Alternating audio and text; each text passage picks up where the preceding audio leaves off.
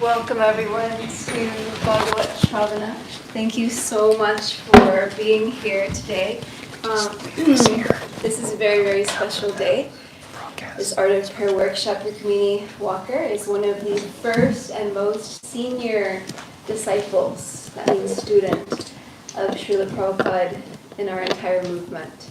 She ran away from home at the age of 16, searching for spiritual enlightenment, and found it under the shelter of Srila Prabhupada. And she has lived across the globe doing many different services, everything from pujari to making those dioramas, those art pieces, pioneering the Krishna movement. She is a catalyst for women's spiritual empowerment across the globe and is a leader in our movement. She is an ambassador of interfaith dialogue, leading many different kinds of interfaith dialogue across the globe with her husband, Anuttama Prabhu, who is a member of the GBC. She is the founder of the Urban Devi Collective for Women's Spiritual Empowerment, which is based out of Bhakti Center, New York City. She is a member of the board of directors of Bhakti Center. She is a member of the board of trustees of the Bhaktivedanta College in Belgium, a place of spiritual education. She is a member of the Sabha, which is an international committee advising the GBC, the governing body commission of ISKCON. She's a member of the Face for Biodiversity Coalition to advocate for the global biodiversity framework adopted by the United Nations. She is in the movie Women of Bhakti. She has a blog and leads retreats across the globe, including to India. Her son is the famous kirtan singer Gauravani. And most importantly, she is an incredible disciple of Srila Prabhupada, one of the deepest practitioners of bhakti on this planet, and is dedicated to Prabhupada and has given shelter, unconditional guidance, and love to so many of us with complete selflessness, including your insignificant self, and has become our most beloved mother.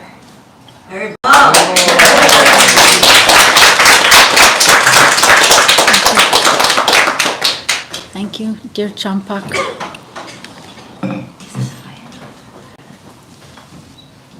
So speaking of the art of prayer, I thought it would be nice to begin with this song, which is a song of longing. Prabhupada used to chant this prayer. I think we should say the English first, if we can find the English first. Maybe each one of you could try chanting if you can see it. Can you see it? Is it big enough? It could be bigger, and we could see one verse at a time, maybe.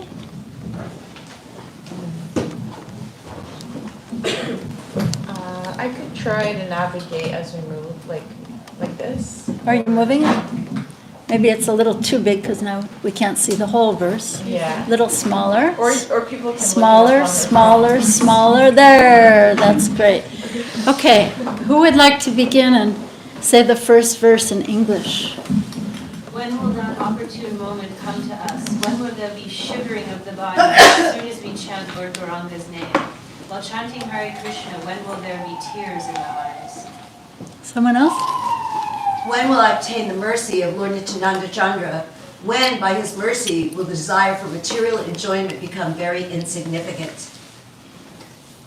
When the mind is completely purified, being freed from material anxieties and desires, then I shall be able to understand Vrindavana and the conjugal love of Radha and Krishna, and then my spiritual life will be successful. When shall I be very much eager to study the books led by the 6 Goswamis, headed by Srila Rupa Goswami and Srila Raghunath Das Goswami? By their instruction, I shall be able to properly understand the loving affairs of Radha and Krishna. My only aspiration is to attain the lotus feet of the 6 Goswamis, headed by Srila Rupa Goswami and Srila Raghunath Das Goswami. Narottam Das constantly prays to attain their lotus feet. Thank you. So now we can attempt it in Bengali. Let's see how this is going to work. Okay. So what I'm going to attempt here is I'll try chanting the first 2 lines, and then we can do those 2 lines together. Okay? Let's see how it works. People are always surprised that I'm the mother of Gauravani and I'm so bad at this. You're the mother of Gauravani and you can't even play harmonium? But our temple president, Ananda Vrindavan in Washington, she says, well, we're eternal, right? So someday I'm going to learn how to play harmonium. So try it. You'll play them. So I'll say the first lines and then we'll do those 2 lines together. Goranga bolite habe pulaka sharira hari hari bolite nayane babhelira. Everybody. Goranga bolite habe pulaka sharira hari hari bolite nayane babhelira. Kabhi tai chande karuna habe samsara vasana mora kabhe tuta habe kabhi tai chande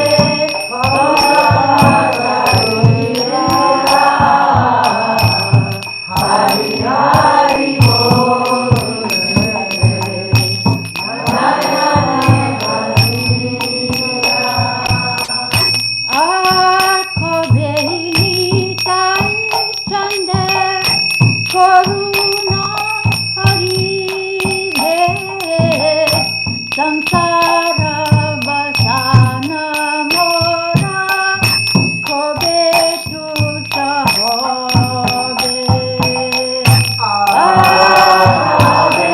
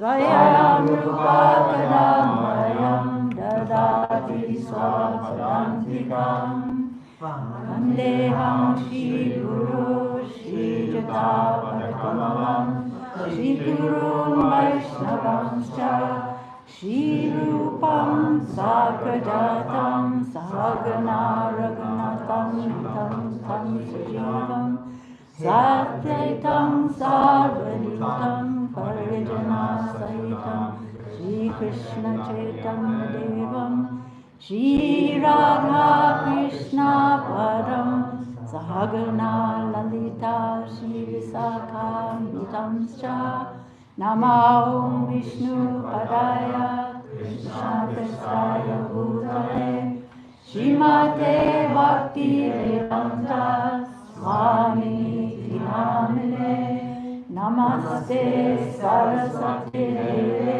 Gauravani Pracharine Nirvishesha Sunyavadi Paschatya Deshatarine Panchakalpatarubhyascha Kripa Sindhu Varevacha Patitanam Pavanebhyo Vaishnavebhyo Namo Namaha Jai Shri Krishna Chaitanya Prabhu Nityananda Shri Advaita Gadadhara Srivasadi Gaura Bhaktavinda Hare Krishna Krishna Krishna Hare Hare Hare Rama Rama Rama Hare Hare. Thank you all so much for chanting so inspiringly and enthusiastically. So this is the art of prayer we're going to talk about, and maybe you notice that in this tradition we always pray before beginning of anything. So it's a beautiful seeking of blessings.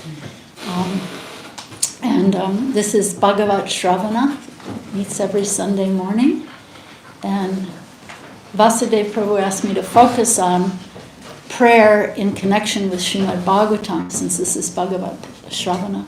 And this afternoon we'll speak a little bit more broadly.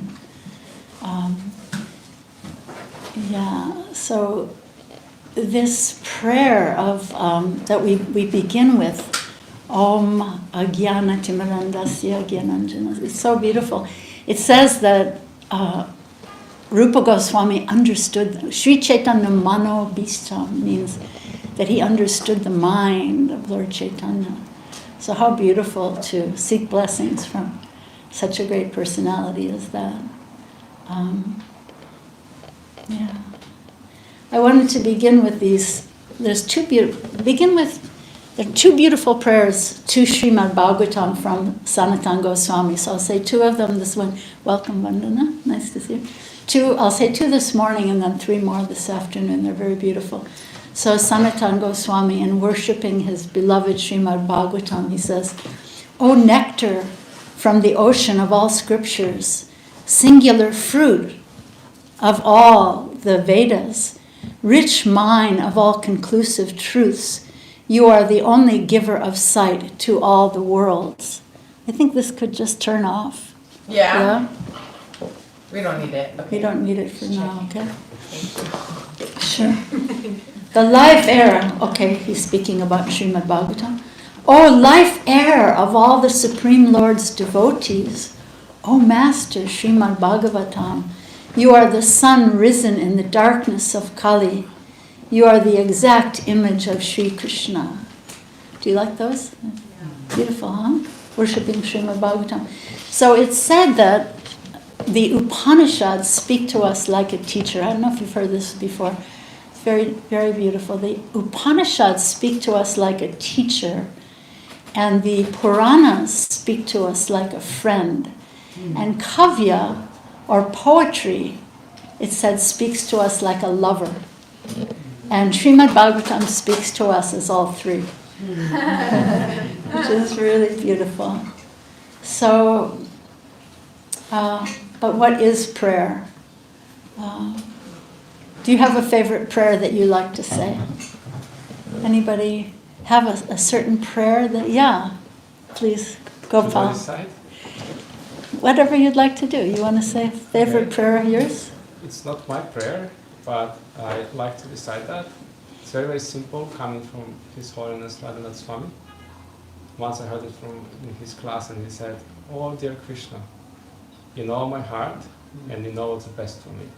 So please, oh dear Lord, arrange things in a way that you will be happy." That you will be happy. How beautiful.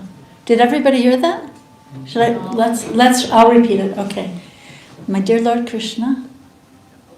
Oh, how does it start? Yes. My dear Lord Krishna. You know my heart. You know my heart. And you know what's the best for me. And you know what's best for me. So please, oh dear Lord. So please, dear Lord. Arrange things in a way.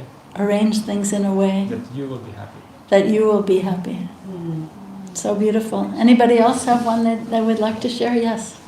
I love the prayer of St. Francis. Can everybody hear? Maybe should I repeat it for the recording? Is that good? Yeah. Okay, you say a few words of it and I'll repeat it. Lord, make me be an instrument of your peace. Lord, make me an instrument of your peace. Where there is hatred, let me bring love. Where there is hatred, let me bring love. Where there is offense, let me bring pardon. Where there is offense, let me bring pardon. Where there is discord, let me bring union. Where there is discord, let me bring union. Where there is error, let me bring truth. Where there is error, let me bring truth. Where there is doubt, let me bring faith. Where there is doubt, let me bring faith. Where there is despair, let me bring hope. Where there is despair, let me bring hope. Where there is darkness, let me bring light. Where there is darkness, let me bring light. Where there is sadness, let me bring joy. Where there is sadness, let me bring joy. O Lord, grant that I may not so much seek to be consoled as to console. O Lord, please grant that I may seek not so much to be consoled as to console. To be understood as to understand. To be understood as to understand. To be loved as to love. To be loved as to love. For it is in giving that one receives. For it is in giving that one receives. It is in self-forgetting that one finds. It is in self-forgetting that one finds. It is forgiving that one is forgiven. It is by forgiving that one is forgiven. It is in dying that one awakens to eternal life. It is in dying that one awakens to eternal life. Wow. If that's not bhakti, I don't know what it is. Isn't that beautiful? I mean, he probably never heard the word bhakti, but is that bhakti? Anybody else have a favorite? Yes, sure. I've always been a big fan of the Prayer of Unknowing by Thomas Merton.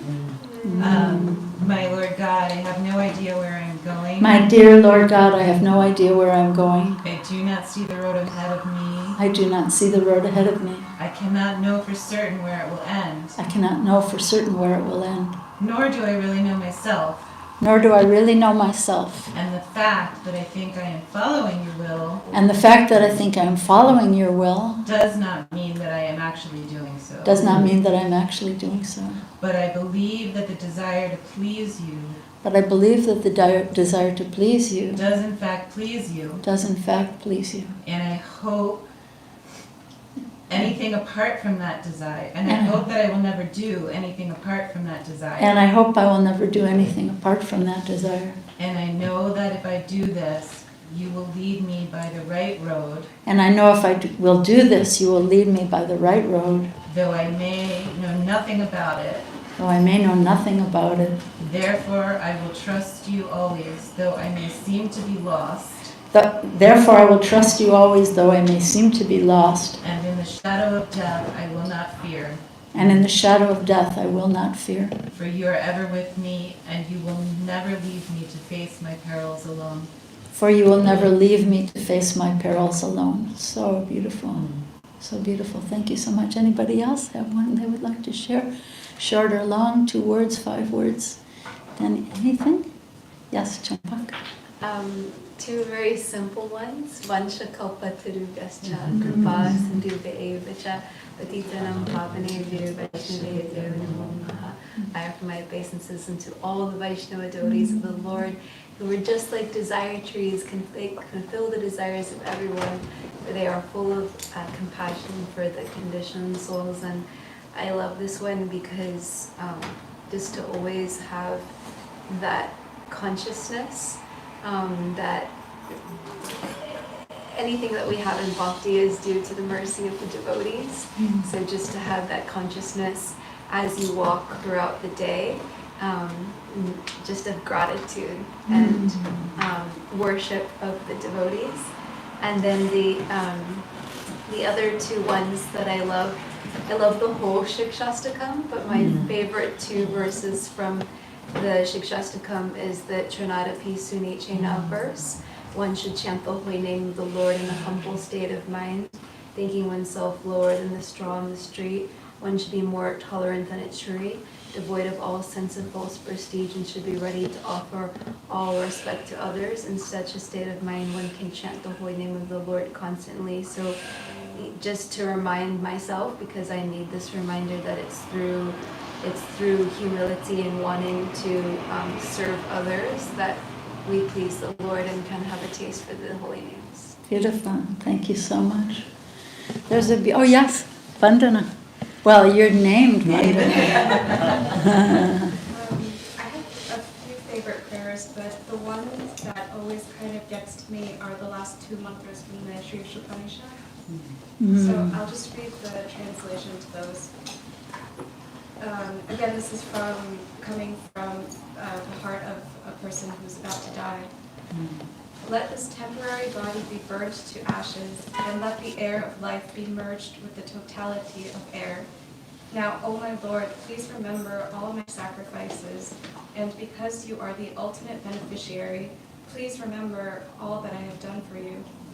O my Lord, as powerful as fire, O omnipotent one, now I offer you all obeisances falling on the ground at your feet. O my Lord, please lead me on the right path to reach you, and since you know all that I have done in the past, please free me from the reactions to my past sins, so that there will be no hindrance to my progress. Thank you so much. Anybody else have one they'd like to share? You know, there's one that I really love from... Is your hand up, Yvette? No. Okay.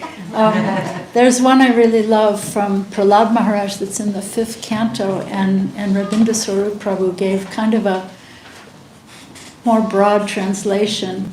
And it's really interesting because I've been to the National Cathedral in Washington for many events, and sometimes people say his translation of this prayer without giving any credit to him or to the Bhakti tradition. It's just become part of the almost liturgy of this, the nation's house of worship, they call it. So it's really interesting, so I want to share it with you. I'll say it in English and then I'll say it in Sanskrit. May the entire universe be blessed with peace and good hope. May everyone driven by envy and enmity become pacified and reconciled. May all living beings develop abiding concern for the welfare of others. May our own hearts and minds be filled with purity and serenity. May all these blessings flow naturally from this supreme benediction. May our attention become spontaneously absorbed by the rapture of love unto the transcendent Lord. So in Sanskrit it goes like this. Swasyastu visvasya kalo prasidatam tanyantu bhutani shimam mitodhya manascha badram bhajatadad hoksaje aveshatam no matirapya hoituki. So there was an Orthodox monk. His name was Theophan. He's not in Srimad Bhagavatam. But he defined prayer as he says, to pray is to stand before God with your mind in your heart. So I think that's a very beautiful definition of prayer, to stand before God with your mind in your heart.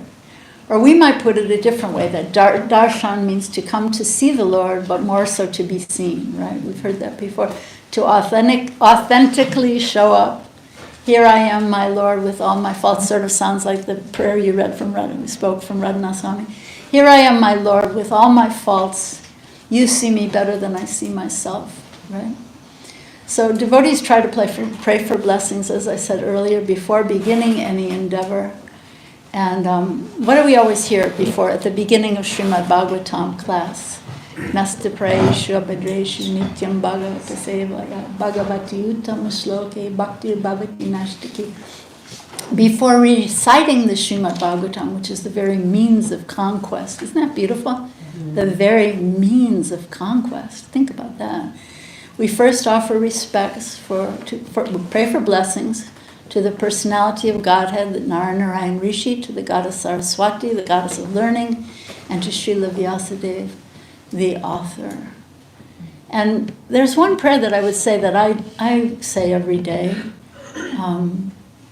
that please make me an instrument of your loving compassion to help you heal the suffering world.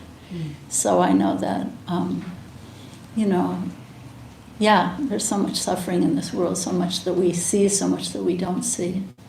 And in the first canto of Srimad Bhagavatam, Sutta Goswami prays for the blessings of Sukadeva Goswami before speaking Srimad Bhagavatam. Then in the second canto, Sukadeva Goswami himself prays, giving us an insight into the broad vision of Srimad Bhagavatam. This is really, really important, I think. It's a prayer that explains that Srimad Bhagavatam is for everyone. It's not just for people in India. It's not just for high caste people in India. So this is the verse. Kirata hunandra, maybe you know this verse. Kirata hunandra pulinda pulkasa, abira samba yavana kashadaya, jenye sipapa yadipashraya shraya, yajanti, forget the rest, Prabhu Vishnave Namaha. So he actually names, so Srimad Bhagavatam, this is really amazing. Srimad Bhagavatam actually names all these different kinds of people in different countries of the world. The Chinese people, the Greek people, the Turkish people, and he says, and all these people can all be delivered by taking shelter of, as Champak was saying, by taking shelter of the devotees of the Lord. Why? Because Prabhu Vishnave, because he is the supreme power, and his devotees can give us mercy, and all the people of the world can be delivered. So isn't that beautiful? This is the vision of Srimad Bhagavatam, that it's for all of us. And so I think we tend to think of Srimad Bhagavatam as the adventures of Krishna in all his incarnations, in all his pastimes, and giving ashraya, or giving shelter. It's explained that every canto of Srimad Bhagavatam speaks more or less about this ashraya. There are 10 topics of Srimad Bhagavatam, but this ashraya, giving shelter, seeps into every one of them. And so, giving shelter to Prahlad Maharaj and to Dhruva Maharaj, and, you can probably name so many others. But, I wanted to say that not only these story pastimes and adventures that are so exciting and outrageous. I mean, you say this to like a Christian person walking down the street. You say, "God appears as a boar," right? And he comes out of the nostril of the first created being. Like I kind of go, "Nah, I don't think so." But it's just the pastimes are so amazing. But I wanted to make the point that the prayers are embedded in every canto of Srimad Bhagavatam. The prayers of these, what Prabhupada refers to as person Bhagavatas, right? So he talks about the book Bhagavata, but then there's the person Bhagavata. And, as Champak was saying, at the end of Prabhupada's introduction to Srimad Bhagavatam, he tells the story of Lord Chaitanya, and he recites the Sikshastakam prayers, which he says is the perfection of all prayer. So, we could spend the whole morning unpacking the Sikshastakam prayers. So that those prayers are considered really, really meant for us to study. They're the perfection of all prayer.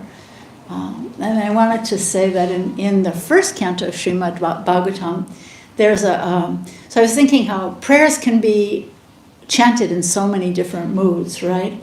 But in a desperate mood, in the first canto of Srimad Bhagavatam, there's Arjuna. So Asvatthama has thrown the Brahmastra, right? And he's trying to kill the last living member of the Kuru dynasty, Parikshit, who's in the womb of his mother. So he's thrown this Brahmastra. And so Arjuna has this beautiful prayer of desperation. And I want to chant it for you, but it's really interesting because almost the same exact prayer, which like the first 2 lines of it are the same, appear in different places in the 10th canto also.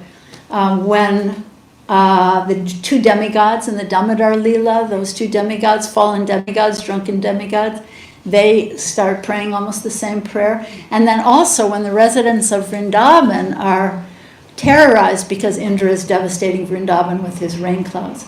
So here's the prayer. Krishna, Krishna, Mahabaho, Bhaktanam Abhayankara, Tam Eko Dayamananam Apavargo Sisam Smritahe. So the first 2 lines are the same in 10th canto and the first canto. Here's Arjuna's version. He says, now imagine he's in complete desperation. I think this is a really good prayer to learn. As a matter of fact, I was going to say, we have a very close friend, Jaini Tai and Baba Bhakti know him as well, Shonaka Rishi Prabhu in the UK. So he was going in for, I think it was like quadruple bypass surgery. It was very dangerous surgery. And so a bunch of friends were on a call with him and just praying for him. And our dear friend Radhika Raman, the boy wonder of ISKCON, this great scholar, I mean, he went to, I think he got his PhD at Oxford when he was like 19 or 20 or something. Anyway, so he chanted this prayer for protection for our dear friend. So I think it's really beautiful. The English is, "O my Lord Krishna, you are the almighty personality of Godhead. There is no limit to your different energies. Therefore, only you are competent to instill fearlessness in the hearts of your devotees. Everyone in the flames of material miseries can find the path of liberation in you only." So I think it's a really good prayer of desperation. If you want to learn it, it's Srimad Bhagavatam 1:722. That's a really, really powerful. I think it's just, I was telling you this prayer yesterday, right? I was saying, when you get desperate, just memorize this prayer and you can just, pray it out to Krishna, right? So then what about Uddhava's famous prayer in the 3rd canto, where Uddhava asks, who could be more merciful than Lord Krishna? The evil Putana came to Vrindavan to kill him by having him drink her poisoned breast milk. Yet he's so merciful, he gave her a position as his nurse in the spiritual world. And there's a whole story in Chaitanya Lila. We could take more time, but anyway, Gadadhar Pandit was he had his doubts about this devotee who was living quite an opulent life. His name was Pundarik Vidyanidhi. He was a great, great devotee. But he had a cushy program at his home. Lots of pillows and fragrant this and that, and a hookah on the side. Anyway, Gadadhar Pandit was having his doubts. He heard he was a great devotee, but he wasn't really sure. But then his friend Mukunda told him, chant this prayer, chant Uddhava's prayer, and see what he does. So he chanted this prayer, and then Pundarik Vidyanidhi he just lost it. He just went into ecstasy and just started smashing everything and throwing everything in his house around. And and so then Gadadhar Pandit actually ended up taking initiation from him. Yeah. So there's different kinds of prayers, right? There's embarrassed prayers of guilt or contrition. Yeah, like I was thinking when Champak was saying the third prayer of Sikshastakam, that's where Lord Chaitanya expresses humility. But in the 2nd verse of Sikshastakam, there's actually the beginning of contrition.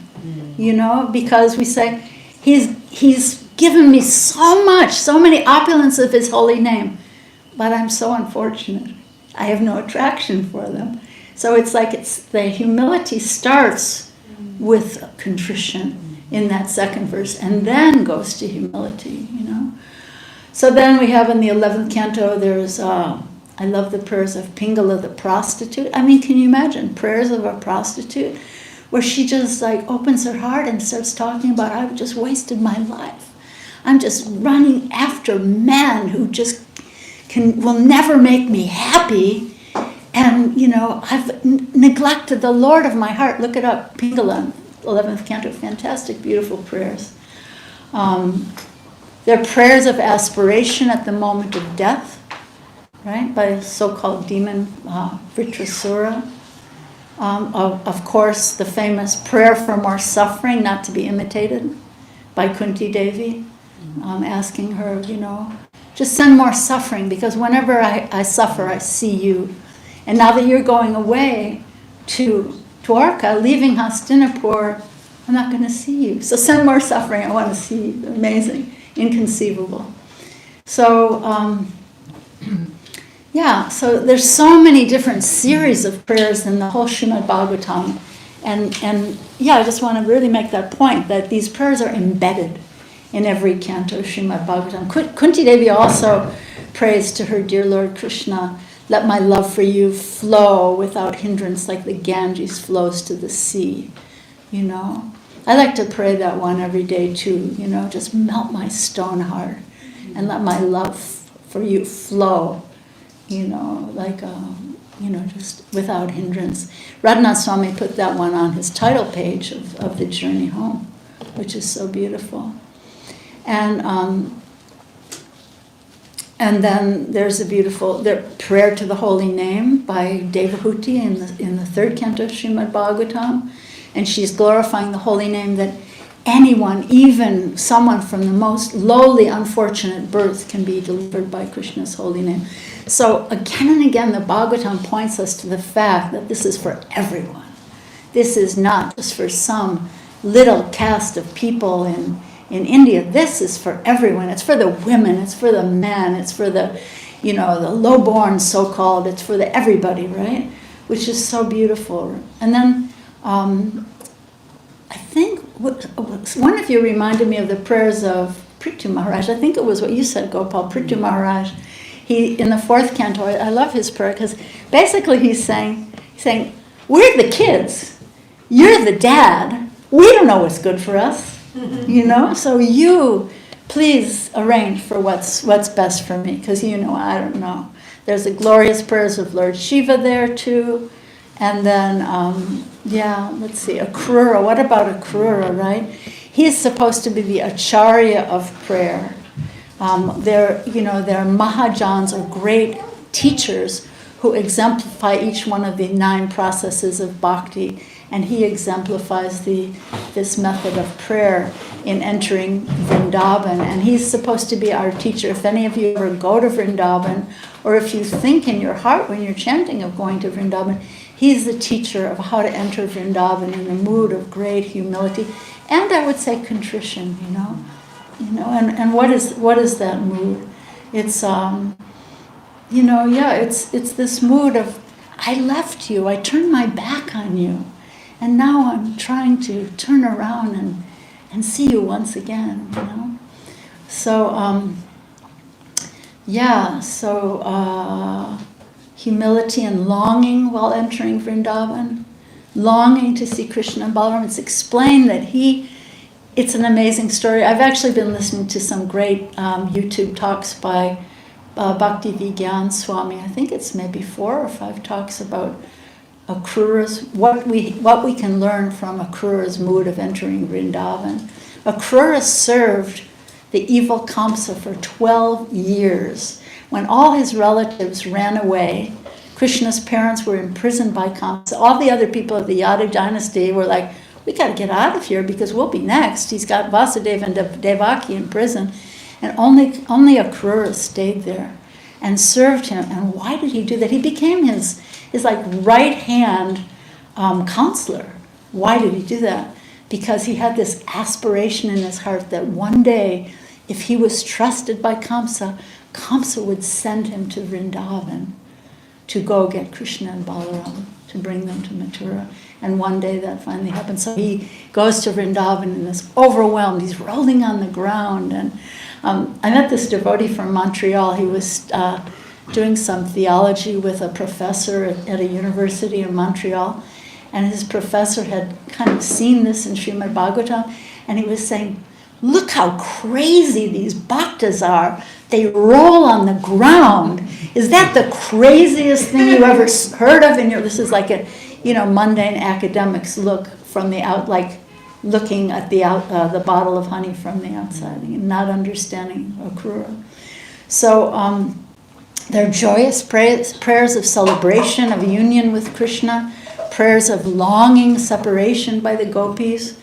And the 5 chapters of the Rasa dance in the Srimad Bhagavatam 10th canto, it's called the Rasa Panchadvaya. They've been described as the most beautiful prayerful poetry ever written. And then there's the prophecy of Lord Chaitanya's appearance and his Sankirtan mission. It's given in the 11th canto of Srimad Bhagavatam. I don't know if you guys have seen that. Krishna Varna Twisa Krishna Sango Pangastra Parshadam Yagnai Sankirtana Paraya Yajanti Sumedasa. It says people who have some brains are going to worship Lord Chaitanya in the age of Kali. So what's a prayer for you? I was thinking, what does prayer mean for you? It can be a quiet meditation, but could it be a scream? What do you guys think? Anybody want to say anything about that? What's a thought on what's a prayer? What does prayer mean to you?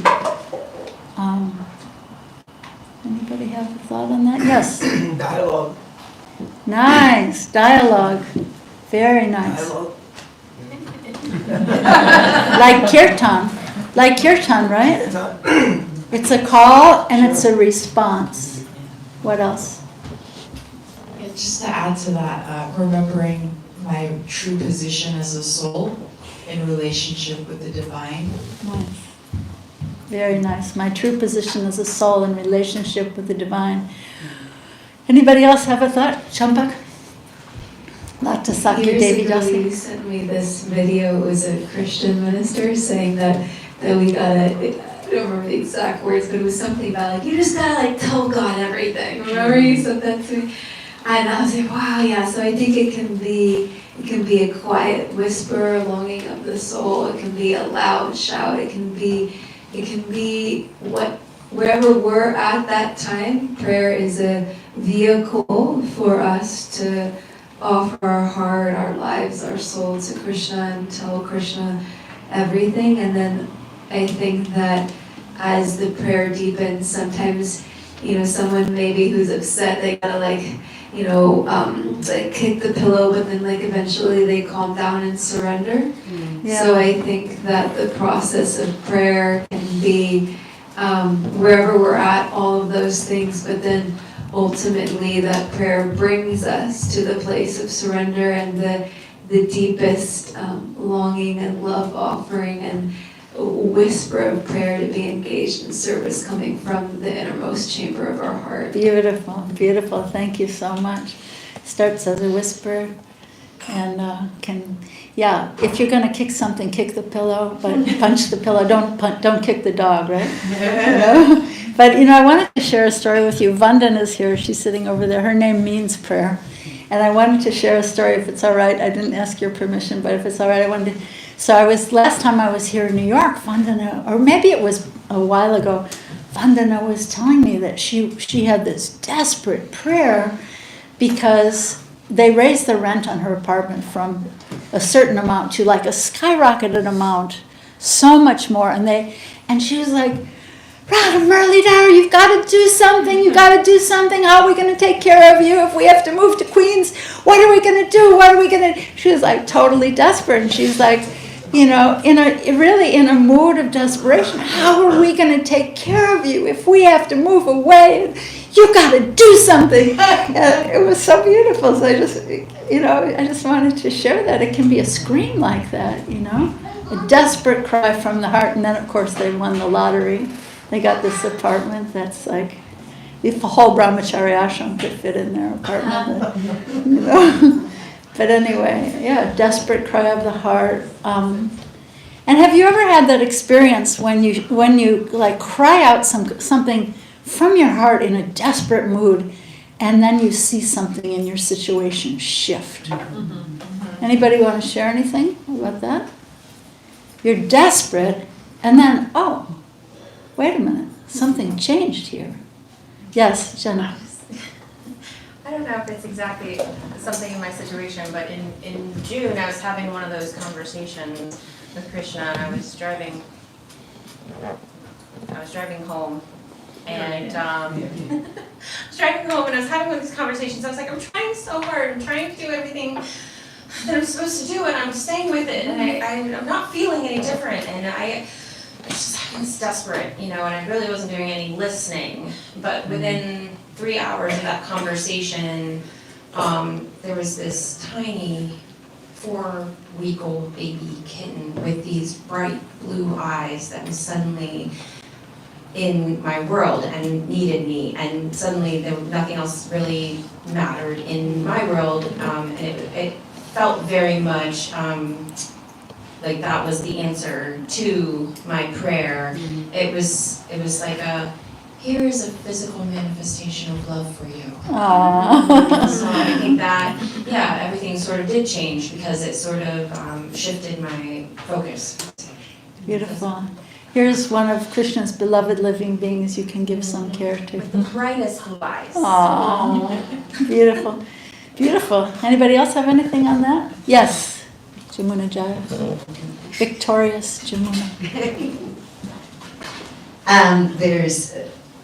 I always enjoy prayers of others. There's a singer, her name is C.C. Wyman. I don't know if people, she sings these gospel songs, and there's this one, every song she sings is a prayer. There's one, I believe for it. And a family member is going through a really dire health issue. And I was in the kitchen, and I was cooking, and I kept playing that song, and I was praying, okay, I believe for it, I believe for it, I believe it. And then at one point in the song, she says, she goes, it doesn't matter what it looks like. I believe in you. And I remember I just fell to the ground in my kitchen, and I said, I don't know what this is gonna look like, but I believe in it. And I felt like I'd been carrying around a boulder for weeks, and then it was just like, it rolled off my back. Wow. Because I was just, and I love that line, she was really, it's like, it doesn't matter what it looks like, because I know you are good. I believe in you, so. It's so beautiful. Yeah, so I believe that prayer is a cry from the heart. And so I wanted to ask, well, why do I say the art of prayer? Because usually if you listen to Prabhupada or read Prabhupada's books, he speaks of Krishna consciousness being a science. He speaks very scientifically. Maybe he's reaching out to the scientific minds of our century, But it's also an art. And in Bhagavad Gita, 2nd chapter, 50th verse, Krishna says to Arjuna, Buddhi yukto jahatiha upe sukrita duskrite tasmad yogaya yogasva yogshvasva yoga karmasu koshalam. So this yoga karmasu koshalam, he's telling Arjuna, strive for yoga, which is the art of all work. And then Prabhupada unpacks it a little bit in the purport. He says, Bhagavad Gita teaches surrender to Krishna, and we can become liberated from, get this, the chained victimization of action and reaction, birth after birth, when we learn this art. And I would say it's the art of prayer, art of taking shelter of Krishna, the art of prayer. All right? Bhagavad Gita, that's Bhagavad Gita 2:50. The art, yoga karmasu kaushalam, the art of all work, taking shelter of Krishna, and how in prayer, right? So if I don't want to remain a victim around here, a victim of what, right? Maybe I feel like I've been a victim of so many things. My ex, my this, my that, I've been a victim. But really we're victims of this vicious chain of repeated birth and death. So if we don't want to be victims anymore, consider this art of prayer, the art of taking shelter of Krishna. Yoga means linking up, karmashu, by our actions, and koshalam, the art of taking shelter of Krishna through prayer, I would add. So what about Srila Prabhupada? Srila Prabhupada prayed for blessings for his books. This is a great story. Srila Prabhupada, before coming to the U.S., he was in a little satsang in Vrindavan with a group of sadhus who, several of them really objected to his going to the West. They were kind of sectarian-minded, and they were thinking, sannyasis are not supposed to cross the ocean. That's like a Vedic injunction. Sannyasis aren't supposed to cross the ocean. And probably a good reason for it, because if they do, they'll probably fall into all kinds of nonsense. But that's not someone of the caliber of Srila Prabhupada. So Srila Prabhupada, he didn't want to come to the West empty-handed. And he waited. How did he do it? He had no money. How did he even print, right? Those first 3 volumes of Srimad Bhagavatam. It's a miracle. We don't even talk or think about that.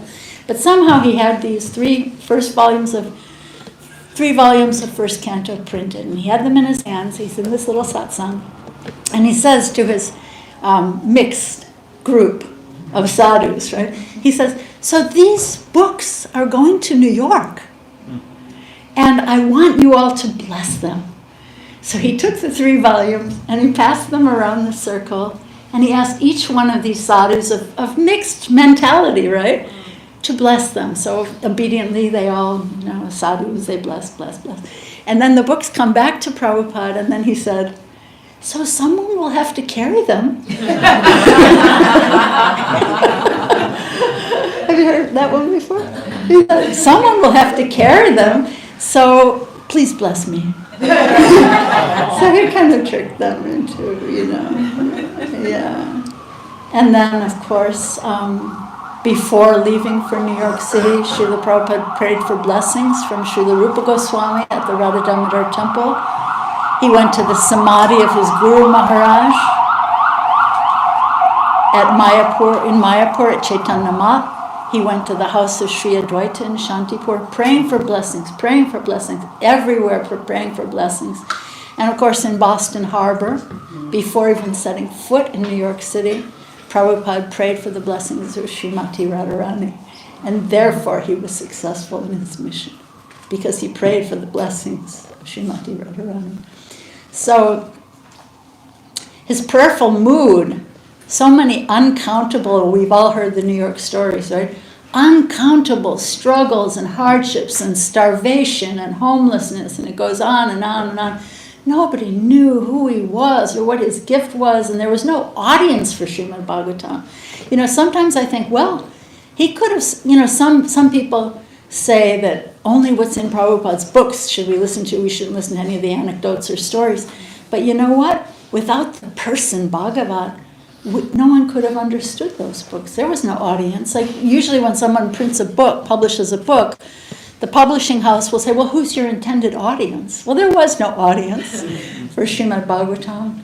And, you know, so Srila Prabhupada, as the person Bhagavat, he had to come himself and show us what it means to be a devotee of the Lord, you know, to cry out for blessings. And you know, because of his struggles and hardships, it made his victory so much more sweet. You know, the obstacles on the path can help us. We think of them as obstacles. We don't want obstacles. We try to avoid them at every step, but when we cry out for blessings to help us, it makes our determination stronger. So what's Prabhupada's prayer on the Jaladuta?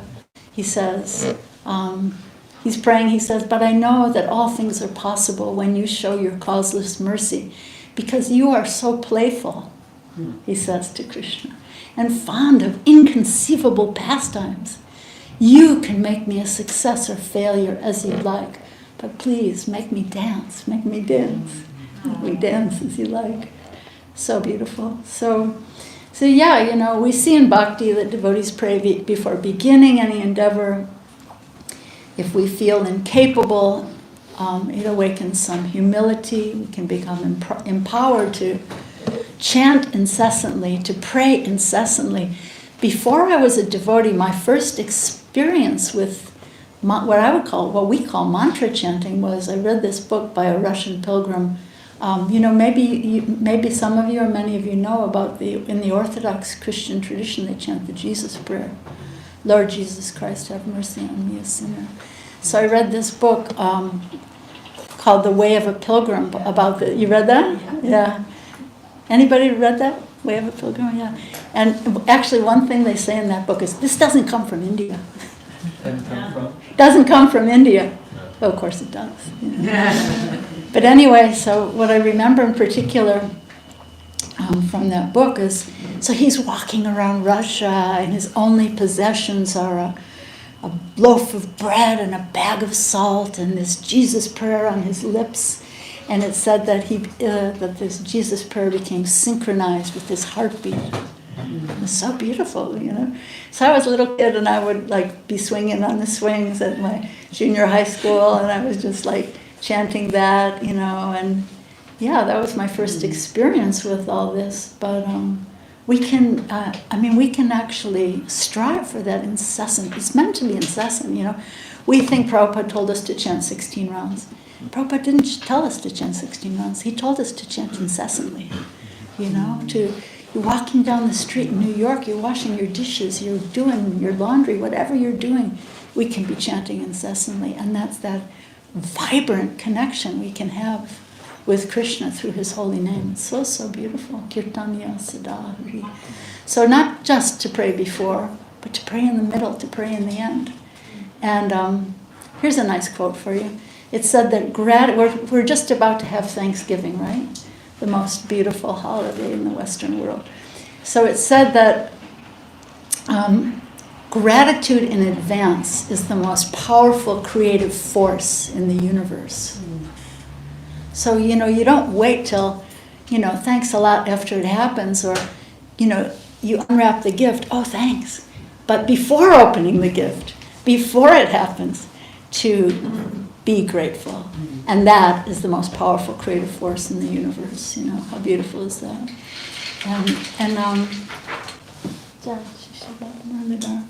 So that kind of gratitude aligns us with Krishna, the supreme creator, the supreme overseer,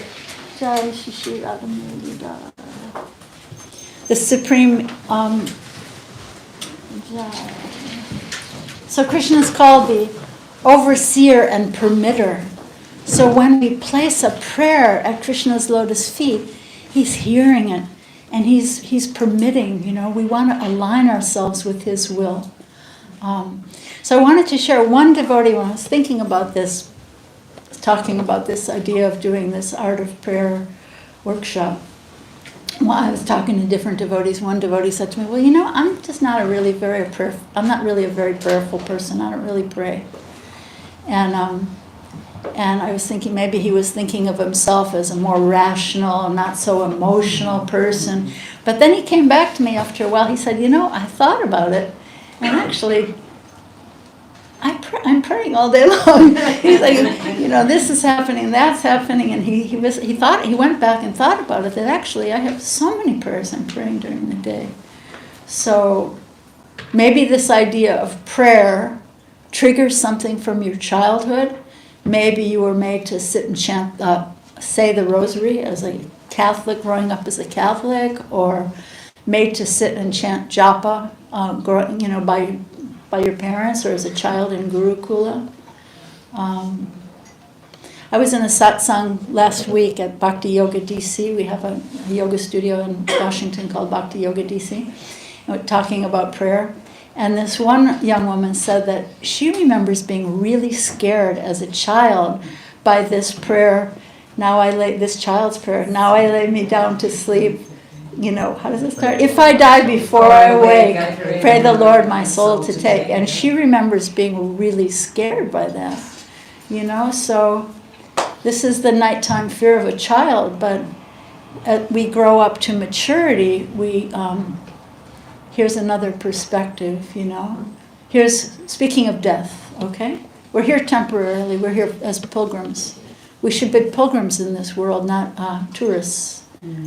So here's another perspective on death from the poet John O'Donohue. He's also not in Srimad Bhagavatam. But anyway, he says, as the air intensifies the hunger of fire, may the thought of death breathe new urgency into our love for life. I'll say it again. As the air intensifies the hunger of fire, may the thought of death breathe new urgency into our love for life. So I have a question for all of you. Is chanting Krishna's holy name a prayer? Devotees on this path spend a good part of every day doing this practice. What is it? Is it a prayer? What do you think?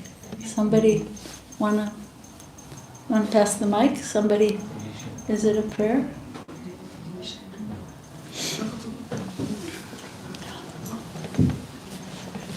Thank you so much. No, I think most definitely it's a prayer. I think it's like what many of the people said in the beginning, communion, connection, supplication, all of the above. And I think that prayerful attitude is what makes japa have taste versus just what is that, courtesy japa that Mahaprabhu talks about, right? Right, Yeah. check the box. Check the box japa. I did it. Right, versus prayer. Which is really what it is. Beautiful. Thank you so much. What else? Who else has a thought on that?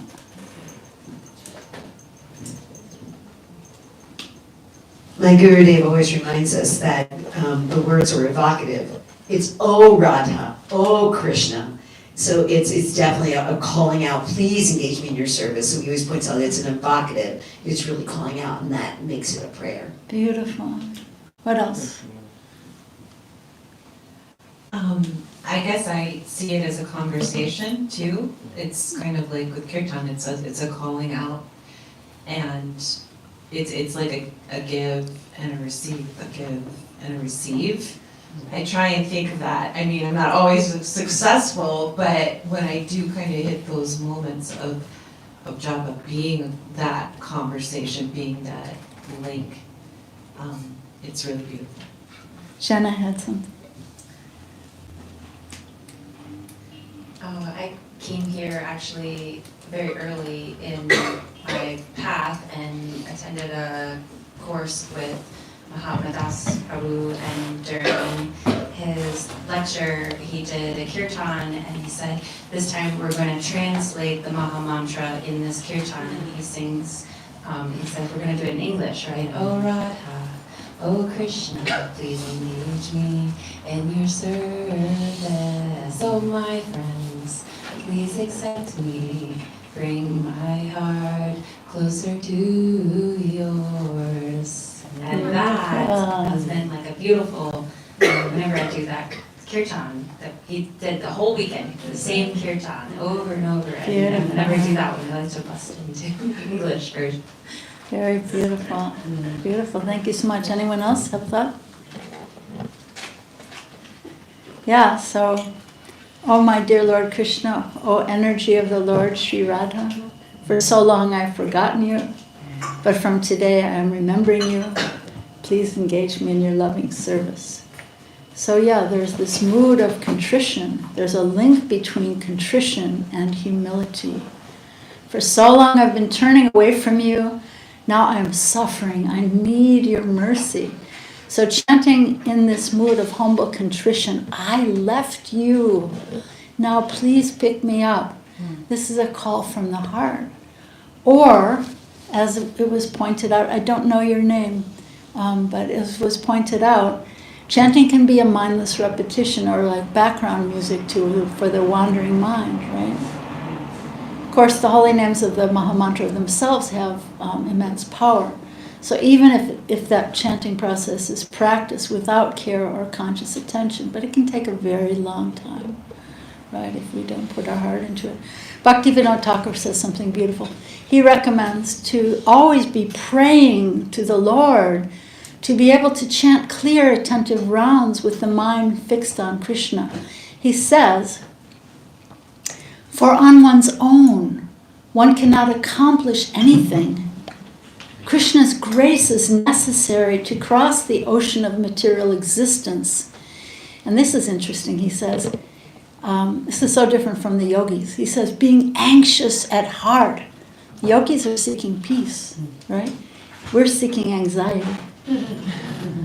He says, being anxious in heart, one should beg for mercy. And because Krishna is merciful, he will help. Whoever does not try for that mercy is very unfortunate. You know? So we can chant the holy name being still unfortunate because we're just using it as like background music for our wandering mind. You know, in other words, become a beggar, right? So Nectar of Devotion talks about 3 types of prayers. Anybody know any of these? Anybody remember reading this before? 3 types of prayers in Nectar of Devotion. The first one is called Dainya Vaudika, humbly submitting oneself. The second one is Samprarthanatmika, very feelingly offering prayers. And the third one is Lalasamayi, desiring some perfectional stage. So there's this song, I don't know if we got it, let's see. There's this song from Bhaktivinoda Thakur called Anadi Karma Pale, but anyway, he talks about Dainya. Is that? Yeah, maybe just the English. Is it possible? Or will Say it again. Anadi Karma Pale. That was on the list I gave, but I don't know.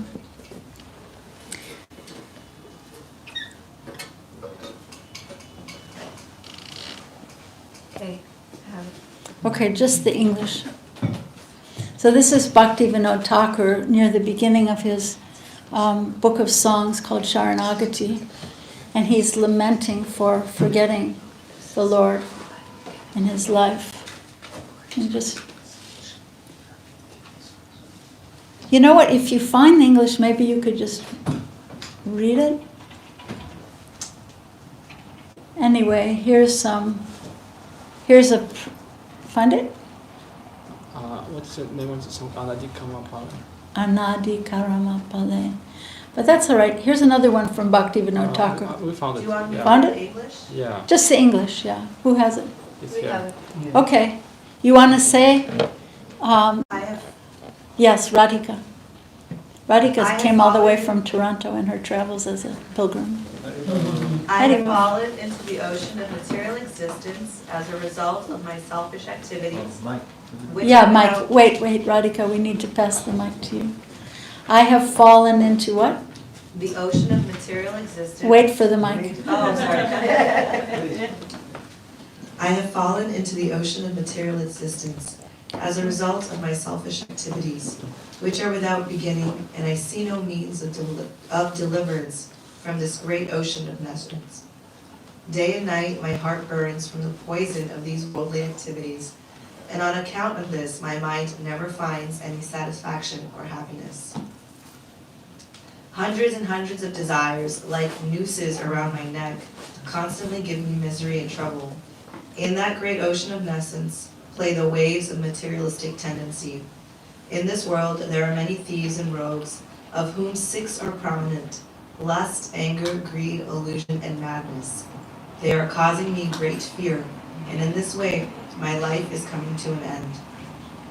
The two highway robbers, mental speculation and fruit of activity, have cheated me and misled me, and finally they are throwing me into the ocean of misery. At such a time as this, my dear Krishna, you are my only friend, and you are the ocean of mercy and compassion. I have no strength to get out of this ocean of nescience, so I pray to your lotus feet that you will be kind and by your strength uplift me from this ocean of suffering. Accept this fallen servant and fix me as a particle of dust on your lotus feet. Kindly give shelter to this Bhakti Vinod. O most merciful Lord, actually I am your eternal servant, but having forgotten this, I have become bound up in the network of Maya. Beautiful, huh? So heartrending, so desperate. Here's another one from Bhaktivinoda Thakur. He says, O merciful Lord, this is my specific submission at your lotus feet. I do not ask for bodily happiness, knowledge, wealth, or followers. Let whatever attraction I presently have for material sense enjoyment be transformed into attraction and affection for your lotus feet.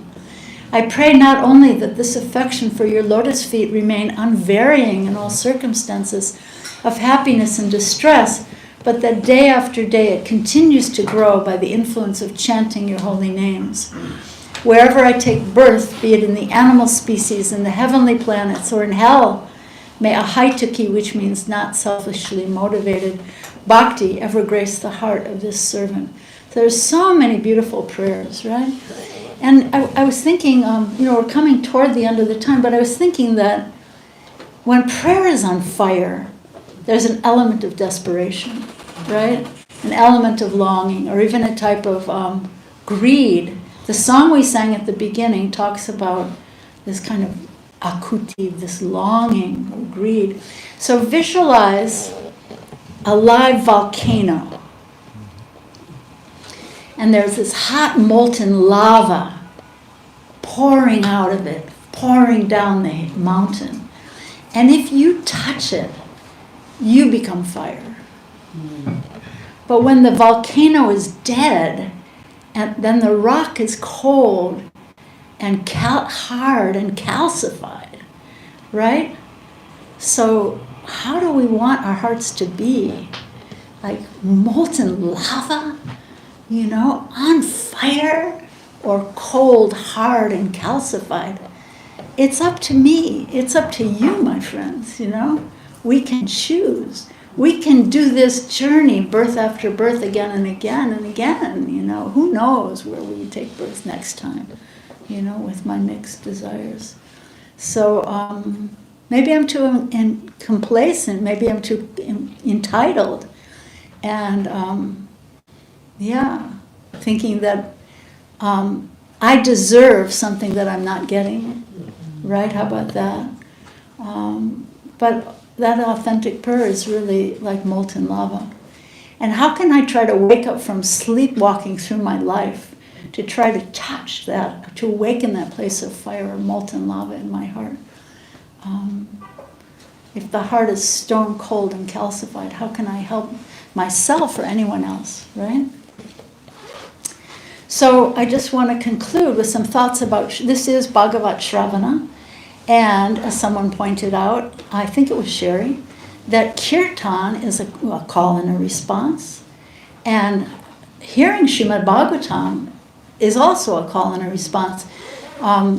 You know, so many person Bhagavatas appear in the pages, that so kindly appear, as Prabhupada says in one place in the Bhagavatam, about Narada when he says, who has so kindly appeared in the pages of Srimad Bhagavatam, right? So there's this call and response, there's this reciprocation between the speaker and the hearer. One is inquiring and one is responding. So it's an interesting point, I think, that the speakers of Srimad Bhagavatam don't usually begin pontificating as we sometimes do. You know, I'll tell you, right? They don't begin pontificating or preaching if a sincere hearer hasn't inquired. Usually only after there's a sincere inquiry does the teacher or the speaker begin to instruct. Think about that. It's interesting, right? But then sometimes, there are exceptions, but sometimes it's an emergency.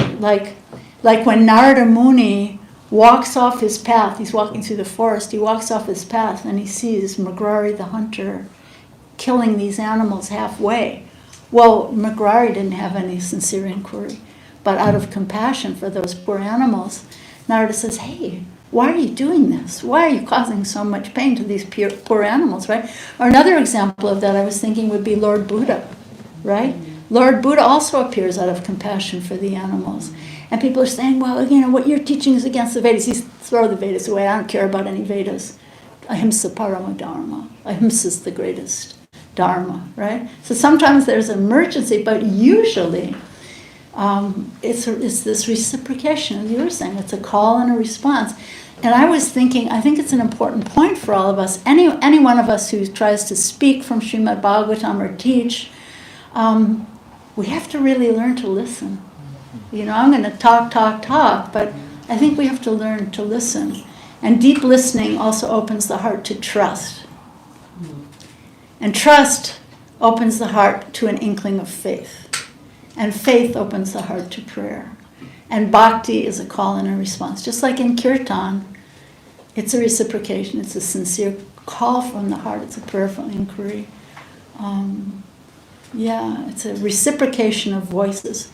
A call from one sincere heart to another, and a response from Krishna or one of the saints, one of the generous, beneficent speakers or teachers of person Bhagavatas. So this afternoon I want to speak more about prayer, more broadly, and just trying to focus here this morning on Srimad Bhagavatam a little bit. I stray off the path a little bit sometimes, but what do you guys think? Oh, I want to open up for any thoughts or takeaways or reflections you have, but let me just end this morning's session with these two. Let's see. No, I think I said those. This is for this afternoon. These other prayers for Srimad Bhagavatam. So, just in summary, to summarize a little bit, we talked about how prayer is to stand before God with your mind and your heart. I am yours. Please accept me.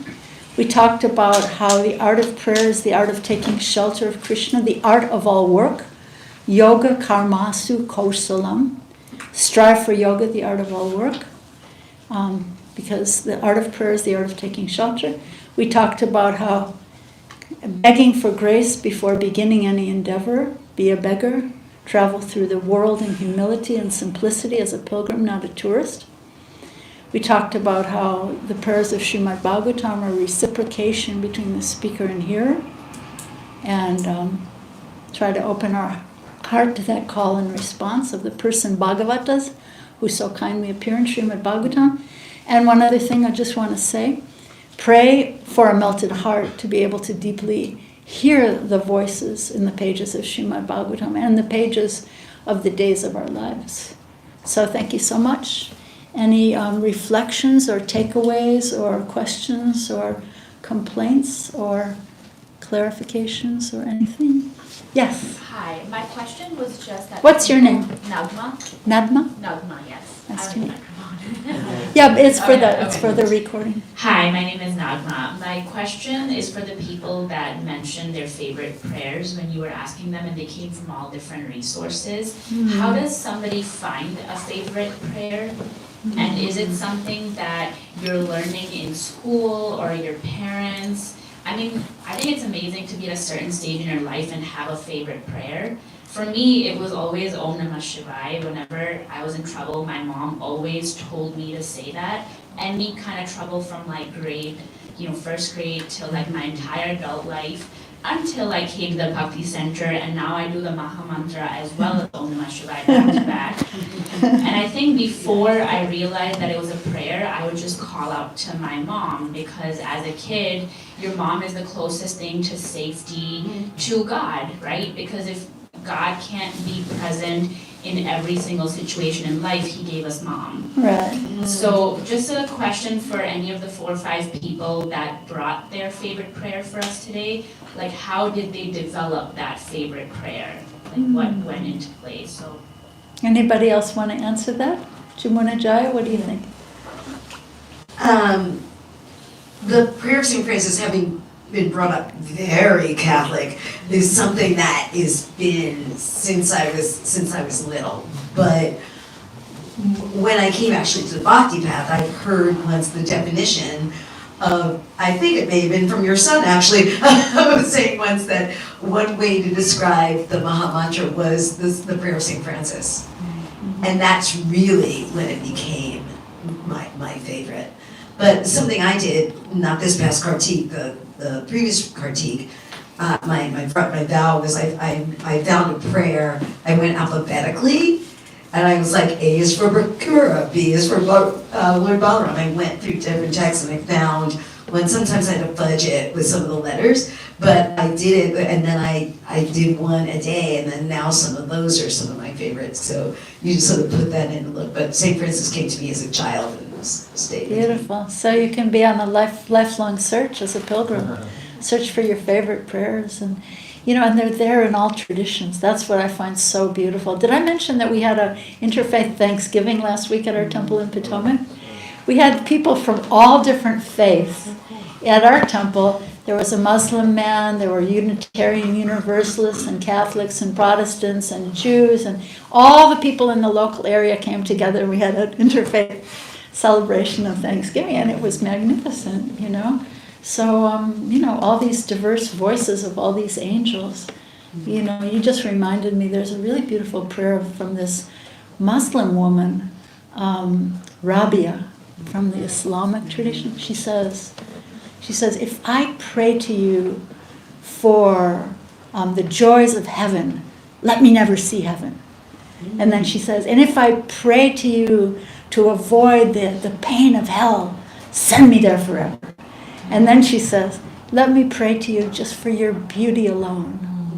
Which is, wow, So I think that bhakti thread, sometimes people think, oh, bhakti, that's a sectarian word, but no, it's a universal concept of melting the heart in prayer. And I think that's what the Bhakti Center is all about. That's what we're meant to be doing here. Melting our hearts into molten lava. And not being cold, calcified, hard stone. What else? Shambhak. Be on a search, do a Google search for prayer. Wow, nice. Speaking of, it was so beautiful how you were talking about becoming like fire, completely absorbed. And it reminds me, oh, it's on my phone, that's funny. So I wasn't expecting that. So, but you all can see the AI overview.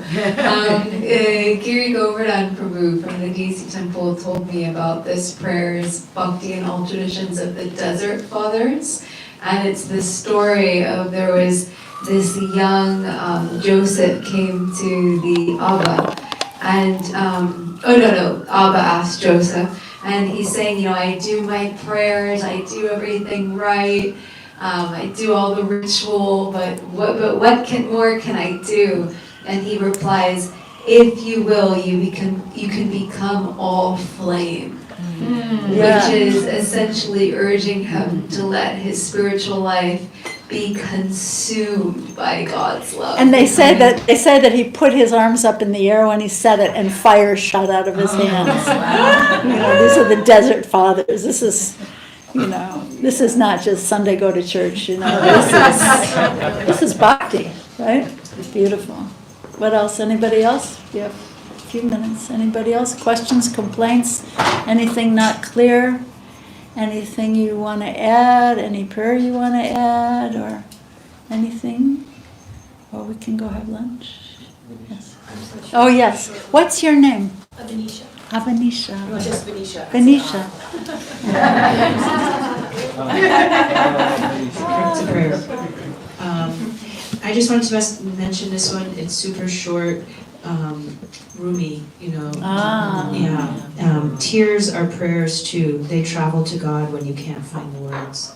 Wow, beautiful. But if anyone's looking for a favorite prayer, Google Rumi. I actually just got her book. Yeah. His. Oh, really? Yeah. Sorry, I didn't know that. Yeah, I have a friend who's from Iran. Persian was her first language, and she translates Rumi.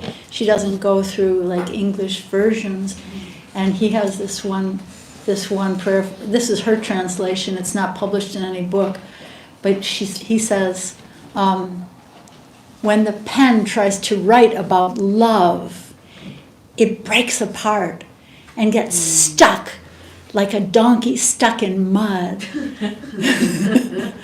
Wow, yeah. I've been talking so much, but I got one more thing. We love it when you talk. We're here to hear you talk. No, I'm just thinking to your question. There's a really wonderful little book by Anne Lamott called Help, Thanks, Wow. I love that book. That is a great book, and what she has to say about prayer, and she calls them, you're only going to see 3 prayers in your life: help, thanks, and wow. And I always think I would add also, I'm sorry. I think contrition, that's one thing, but that's a great book to read about prayer, and she's got some things in there.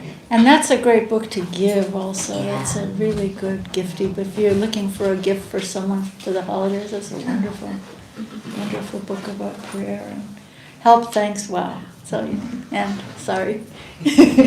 What else? Anything else before we break? Help, wow. Help, yes, vandana, prayer. I hope you didn't mind my sharing your story of desperation. You gotta do something rather early now. It was really desperate, yeah. I just wanted to mention one point about reciprocation. And that there's that one example of Lord Ramachandra where Vibhishan came to onto his side from Ravana's side, and he was saying, I'm here to take shelter at your lotus feet, and please accept me. And Lord Ramachandra's camp, along with Hanuman, they advised Lord Ramachandra not to accept him, and then this is from the Yudhakanda, and Lord Ramachandra said, if anyone comes to me and once says, my dear Lord, I am yours, I am taking shelter at your lotus feet, I promise for all time to come that I will never leave him. And so I thought that was a beautiful example of reciprocation.